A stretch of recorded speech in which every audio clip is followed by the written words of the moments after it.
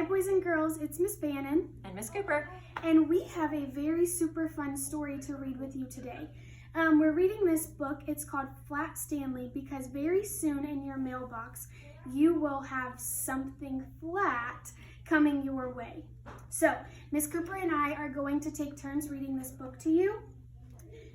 I want you to pay attention to the story and all the adventures that Flat Stanley goes on.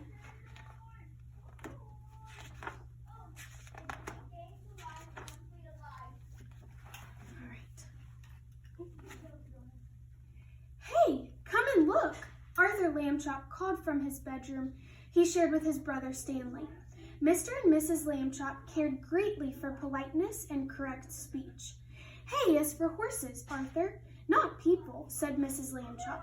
But look, said Arthur, pointing. Across Stanley's bed lay the enormous bulletin board. It had fallen on Stanley during the night. Mr. and Mrs. Lambchop hurried to lift it from the bed, but Stanley wasn't hurt. What's going on here? He said, cheerfully sitting up. Heavens, cried Mrs. Lambchop. Gosh, said Arthur, Stanley's flat. As a pancake, said Mr. Lambchop. Darndest thing I've ever seen. Mrs. Lambchop sighed and said, let's all have breakfast. Then we'll hear what Dr. Dan has to say. In his office, Dr. Dan examined Stanley. How do you feel? He asked. I feel sort of tickly after I got up, Stanley said, but I feel fine now. Well, that's mostly how it is with these cases, said Dr. Dan.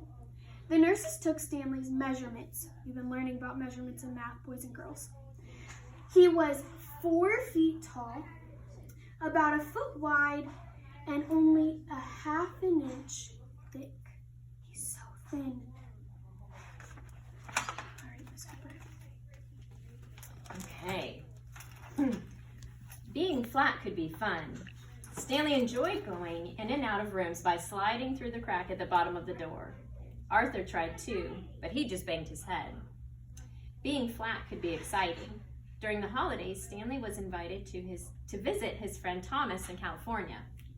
Mr. Lambchop brought home an enormous brown paper envelope and said, Stanley, try this on for size. The envelope fit Stanley perfectly, and the next morning his parents slid him into it along with an egg salad sandwich and mailed him from the box on the corner. My goodness. He was shipped away. Stanley had a fine time in California. Thomas's family returned him in a beautiful white envelope they had made themselves. They marked it airmail and wrote valuable and this end up on both sides.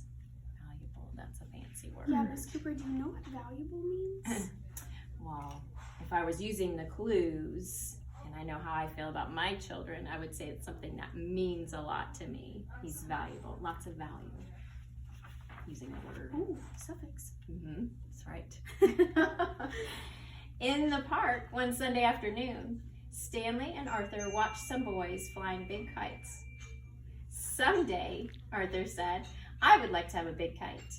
You can fly me, Arthur, Stanley said.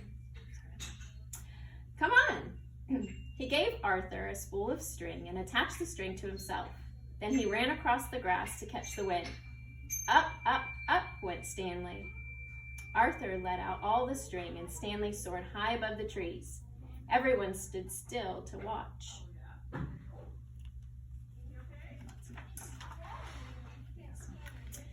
But Arthur got tired of running with the empty spool. Wedging it in the fork of a tree, he went off for a hot dog. He didn't notice when Stanley became tangled in the branches of the tree. Half an hour passed before Arthur heard Stanley's shouts and climbed up to set him free. Oh my goodness. Arthur apologized over and over again that evening, but Stanley was still cross.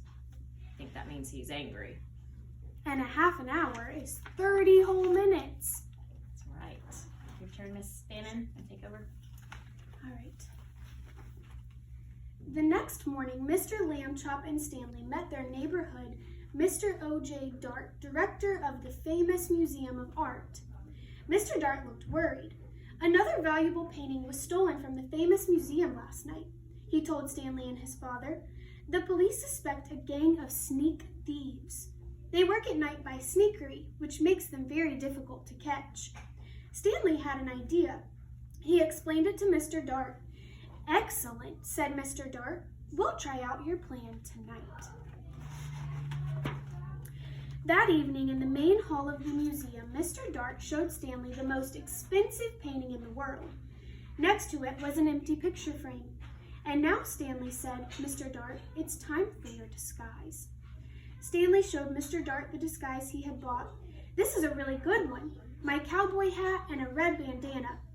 I'm sorry, Mr. Dart said, but we don't have cowboy pictures here. You must wear the disguise I have chosen. Stanley could hardly speak when he saw Mr. Dart's disguise. I'll look like a girl, he protested. But Stanley was a good sport, so he put it on. In the main hall, Stanley climbed into the empty picture frame and stood very still. Very nice, said Mr. Dart, and went off to arrange the rest of their plan. Now Stanley was alone. The hall was very dark, but enough moonlight came through the windows for him to see the world's most expensive painting. Maybe the sneak thieves won't come, he thought. Then, creak! A glow of yellow light shone suddenly in the center of the hall. A trap door had opened in the floor. The sneak thieves, carrying lanterns, came up into the hall. Uh-oh. The thieves took the world's most expensive painting off the wall. This is it, Max, said the first thief, whose name was Luther. In all of this great city, there is no one to suspect us. Then Luther saw Stanley in his frame. I thought sheep girls were supposed to smile, Max, he said. This one looks scared. Stanley managed a tiny smile. She is smiling, sort of, said Max. And what a pretty little thing she is, too. That made Stanley furious. In his loudest voice, he shouted, Police! Mr. Dart! The sneak thieves are here! Max, Luther whispered. I think I heard the sheep girl yell. Oh boy, yelling pictures! We both need a rest, Max whispered back. You'll get a rest, all right, shouted Mr. Dart, rushing in with lots of policemen. You'll get arrested, that's what. The sneak thieves were quickly handcuffed and led away to jail. The next morning, Stanley Lambchop got a medal from the chief of police. The day after that, his picture was all in the newspapers.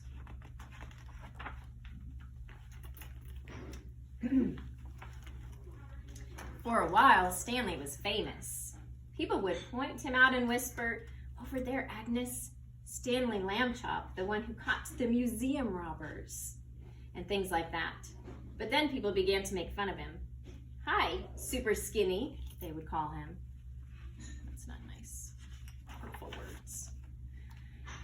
Late one night, Arthur woke to the sound of Stanley crying. What's wrong? He said. Stanley sighed. I want to be a regular shape again, like other people. It's not fair. You're brave, Arthur said. You really are. And then Arthur had an idea. He turned on the light and ran to the big toy box in the corner. He tossed aside toy soldiers, airplanes, and boat models. Got it, he said, holding up an old bicycle pump. Uh-oh. Okay, Stanley said after a moment, but take it easy. He stood with the end of the hose in his mouth, clamping his lips tightly so no air could escape. Arthur began to pump. If it hurts or anything, wiggle your hand, he said. Stanley's top half began to swell. Stanley got bigger and bigger. His pajama buttons burst off. Pop, pop, pop.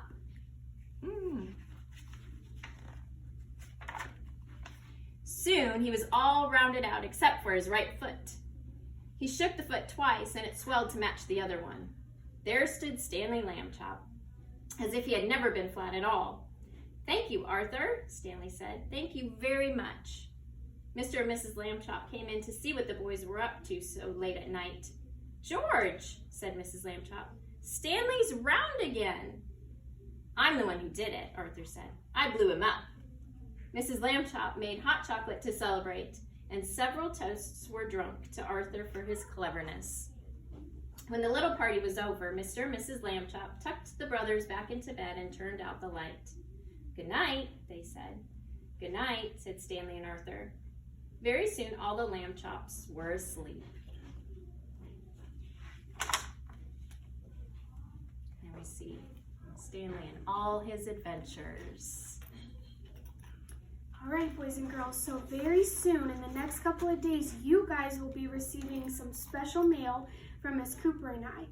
And we can't wait to see all of the adventures that you take through pictures that you send us. I don't want to give the surprise away, but just keep checking that mailbox. We love you, we miss you, and we hope to see you soon. Love you. Bye. Bye.